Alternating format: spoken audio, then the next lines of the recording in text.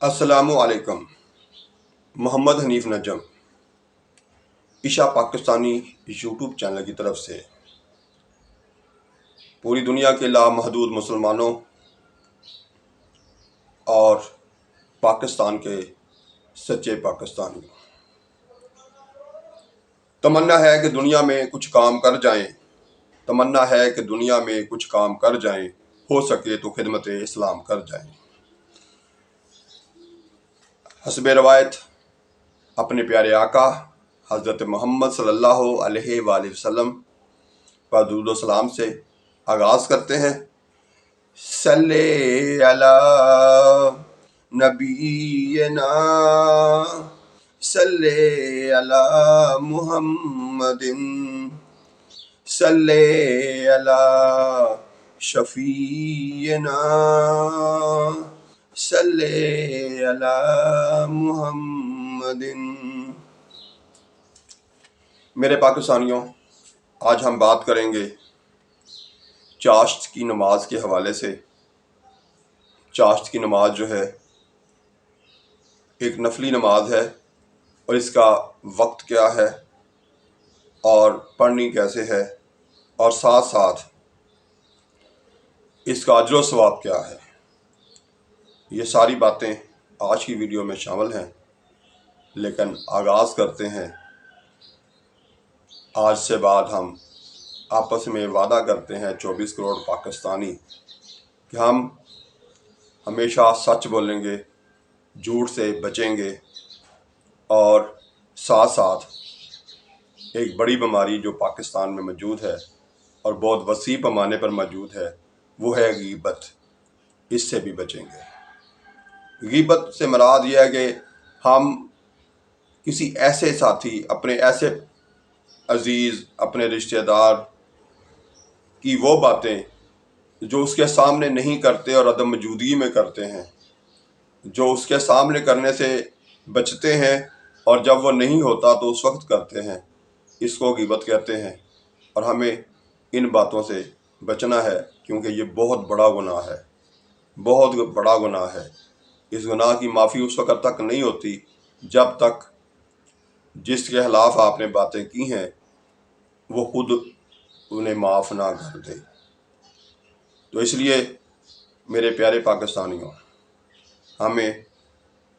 اپنے معاشرے سے اس برائی کو ختم کرنے کی جستجو کرنی ہے۔ تو پہلے آغاز خود سے کریں کہ آپ خود کبھی بھی، یا میں خود کبھی بھی کسی اپنے رشتہ دار، کسی عزیز، کسی محلے دار، کسی گھر کے فرد کے خلاف ایسی باتیں نہ کروں جس سے وہ اگر خود سن لے یا وہ خود موجود ہو تو تکلیف پہنچتی ہو۔ تو ہمیں کوشش کرنی ہے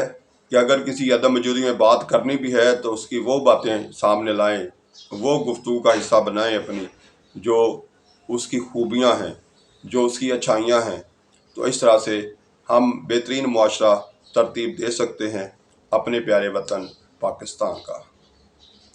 تو آپ آتے ہیں، چاشت کی نماز کے حوالے سے بات کرنی تھی۔ تو چاشت کی نماز جو ہے، اس کے ٹوٹل رکعات جو ہیں اس کی، وہ ہیں 2 سے لے کے 12 تک، یعنی کم از کم 2 پڑھیں اور زیادہ سے زیادہ 12 رکعات۔ اور اس کا وقت ہے سورج نکلنے سے 1 گھنٹے بعد سے لے کے دوپہر کے زوال تک، یعنی آپ اس کو ادا کر سکتے ہیں جب سورج کو نکلے ہوئے 1 گھنٹہ ہو چکا ہو اور زوال کا وقت شروع ہونے سے پہلے پہلے آپ اسے ادا کر سکتے ہیں۔ اسی طرح سے اس کا اجر و ثواب دیکھیے، اس کا یہ ثواب جو ہے وہ کتنا ہے۔ اللہ تعالیٰ کہتے ہیں کہ جس نے یہ اشراق کی نماز پڑھی، وہ یہ سمجھ لے کہ اس کے سارے دن کے، اس کے جو ذمہ جو اچھے کام تھے وہ سارے کے سارے اللہ تعالیٰ اپنے ذمہ لے لیتا ہے۔ یعنی انسان کے اپنے فائدے کے جتنے کام ہیں وہ سارے کے سارے اللہ تعالیٰ اپنے ذمہ لے لیتے ہیں اور وہ خود کرتے ہیں۔ تو کتنا بڑا ثواب ہے اس کا۔ اس لیے میرے پاکستانیوں، کوشش کریں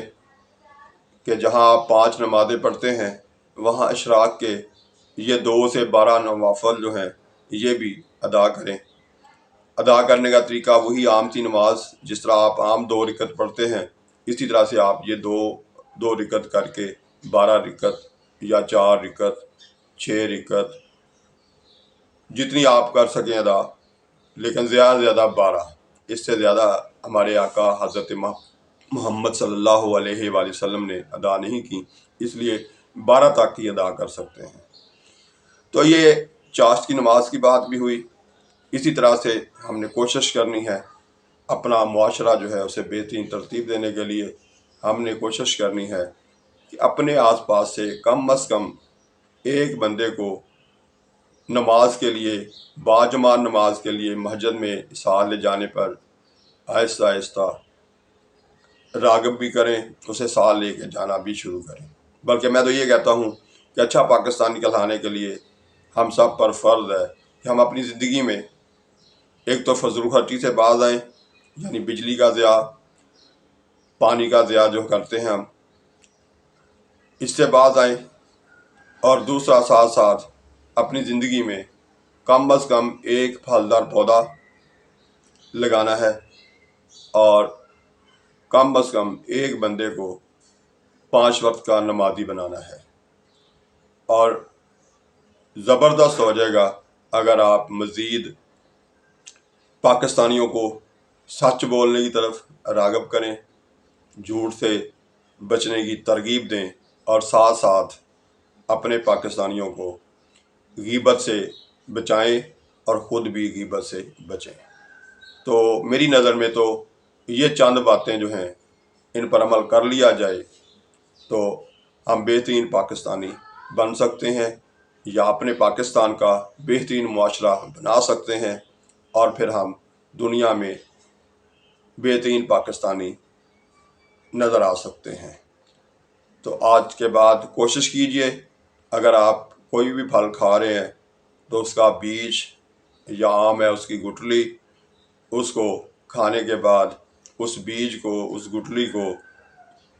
جہاں بھی جگہ ملے زمین میں بو دیں،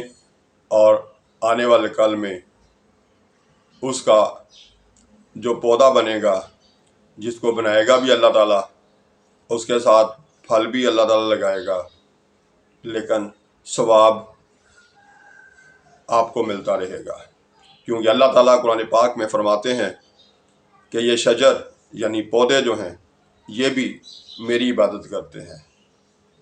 کیا زبردست بات ہے کہ آپ نے ایک بیج، ایک گٹلی اپنی زندگی میں